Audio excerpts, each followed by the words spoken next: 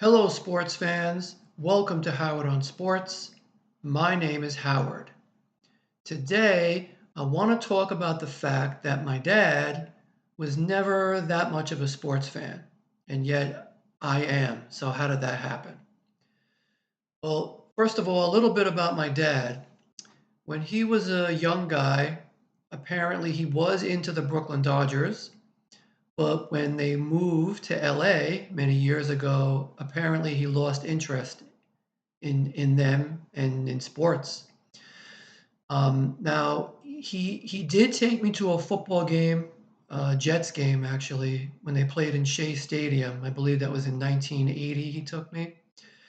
He also took my sister and my mom and me to a Mets game. I believe in the maybe 77, 78. So he tried a little bit to expose me to sports. We also used to have catches sometimes, throw the ball around. But as far as watching professional sports on TV, it was something he did occasionally, but it wasn't that important to him. So, how did I end up becoming a fan of professional sports? Well, there were a few reasons. One, my uncle was very into the New York Giants, and so I got exposed to football through him. I also have a memory of my grandfather taking me to a Yankees game in maybe 76, 77.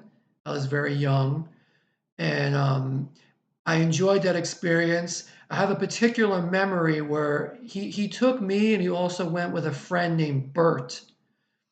And I found it fascinating that there was an advertisement at Yankee Stadium for the cologne and called Brut, Brut, and his friend's name was Bert, Burt, and I thought that was funny.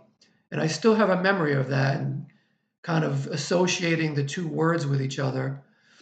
But anyway, so I think I got into sports, not necessarily because of my dad, but because of several influences.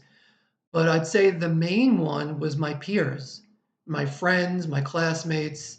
I know that they were into sports, and I sort of got into it through them. And then once I was exposed to it, I just took to it. I found that I enjoyed watching that on TV. And yeah, so I became a sports fan really from that point on, once I was exposed.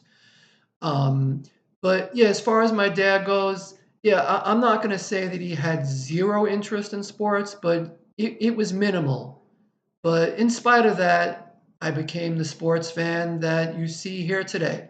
Anyway, that's my story, and I'm sticking to it.